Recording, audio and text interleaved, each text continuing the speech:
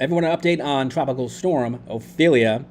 And here is the satellite of the storm from late Friday afternoon.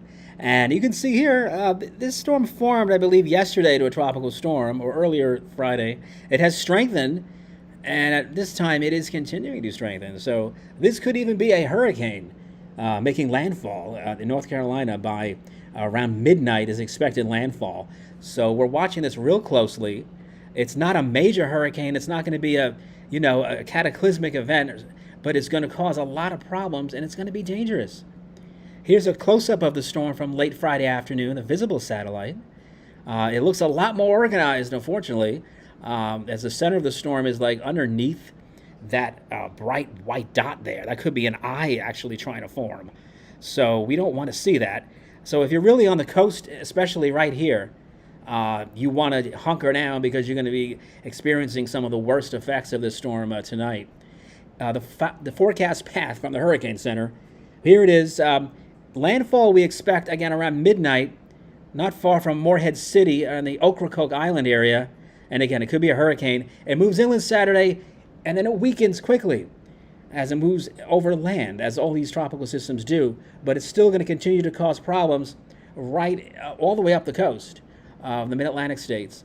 So here's a look at the future tracker of the storm, what the models are showing.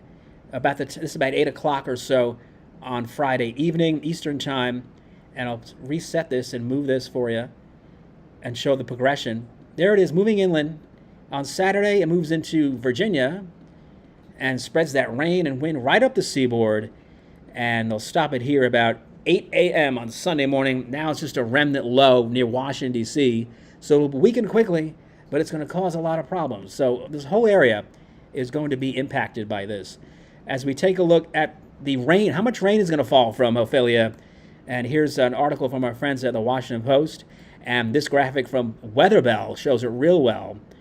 Generally about 2 to 5 inches of rain, with locally 5 to 8 inches of rain, especially down in North Carolina. You'll see the heaviest rain there, and generally this whole red means 2 inches plus of rain is a good possibility. It'll be heavier to the south and less in general as you head towards the northeast. So if you're traveling along I-95 this weekend, let's say, watch out for flooding.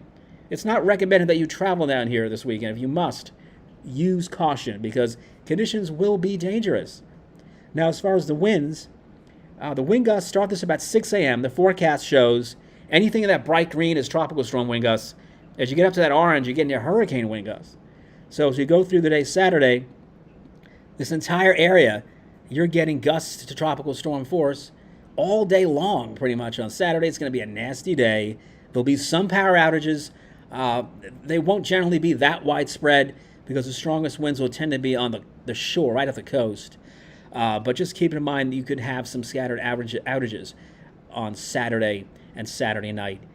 By Sunday morning, about 8 o'clock, the storm is much weaker and the winds are diminishing, but you'll still have breezy conditions throughout the day on Sunday in the northeast. So that's the winds and the rains to talk about. Now let me show you some of these other graphics that are important if you're in the storm area here. The storm surge is the most serious aspect of this. So with the storm coming in, you're going to have water coming in at the time of high tide. And you know that southeast Virginia, northeast North Carolina, and the Delmarva area, up to 4, maybe near 5 feet locally of storm surge. Generally, it's going to be 2 to 4 feet. But that's going to happen at the time of high tide, beginning overnight. And again, Saturday and maybe Sunday, also morning, you're going to have to be dealing with that. Now, let me show you Virginia Beach here. That's a pretty big metropolitan area. If you're in Virginia Beach, Norfolk, Hampton Roads, you could have wind gusts to 65 miles per hour late tonight and Saturday. So you'll have some outages scattered about there. Waves of heavy rain, again, up to about 5 inches. I'd say on average 3 to 5 inches. Again, watch out for that coastal flooding at the time of high tide. Things will improve for you down there by Sunday. But here's the high tides at Virginia Beach on Saturday, right before 2 a.m. and then at about 2:30 in the afternoon. So you really got to be watching that. And also Sunday morning's high tide could also still be a problem. And then things should improve thereafter.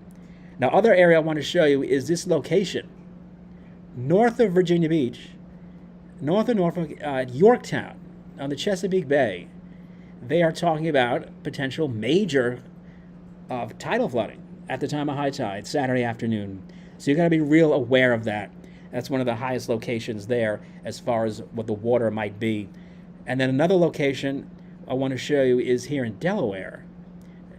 And these graphics, by the way, courtesy of our friends at Fox Weather. And you can see they're expecting moderate flood near, and also Delaware Bay is right up here. So if you're in this, anywhere in this area here, Delaware Bay, that location is called Lewes, but anywhere here, up to Cape May, Long Beach Island, could see moderate coastal flooding at the time of high tide on Saturday. So those are the areas that are most under the gun as far as the tides are concerned. In addition, we want to show you some other information as far as farther up the coast, New York City. Let me show you what's going on for you guys here. Your guys are going to be impacted, and there's a lot going on in New York City this weekend.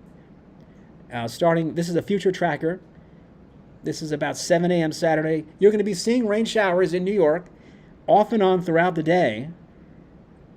Although notice we don't see a lot of really very heavy rain. It looks like you'll be mostly moderate rain throughout the day, very windy, and then we see things break up as the storm weakens. Just light rain Saturday night. And now for Sunday itself, a lot of folks want to know, there's a lot going on Sunday. Are things going to improve? Well, they will a little bit. We might see a round of heavier rain. The computer model is not in all agreement here, but for now, bank on some light rain showers and drizzle for most of the day. And I don't expect much in the way of flooding, though, on Sunday. It looks like it'll be just as light, continuous rain throughout the morning, right through the afternoon. So let me show you the forecast in New York and what you can expect here. New York City, Long Island, that whole region here, again, increasing northeast winds, some gusts 40+ miles an hour could create some outages, although they'll be scattered, not widespread. They shouldn't be widespread. And we'll see waves of rain showers. And we could see in some areas, again, up to 2 or a little more inches of rain, depending upon where those bands set up. Many areas may see less. And then mainly minor tidal flooding at the time of high tide. And that worst high tide will be Saturday afternoon when the winds will be strongest. And again, Sunday, the winds will diminish, but the showers will linger. So let me show you another. In New York City, we also have the Tunnel to Towers 5K run and walk. Big event, a charitable event. And unfortunately, the weather won't be perfect, but at least it's not going to be hot. I mean, you don't want to have, this time of year, it can be 80 degrees, and you don't want that when you're walking, especially running out there. It's dangerous. So the temperatures will be fine, but it will be damp, and you will have occasional rain showers. Again, drizzle. There might be some brief heavier showers. Overall, it'll tend to be light, and the winds will be, it'll be breezy, around 20 or so miles per hour, gusting maybe 25, 28, but that shouldn't impact the runners and the participants too terribly bad. Well, that's the latest on the storm. We'll have more updates coming up.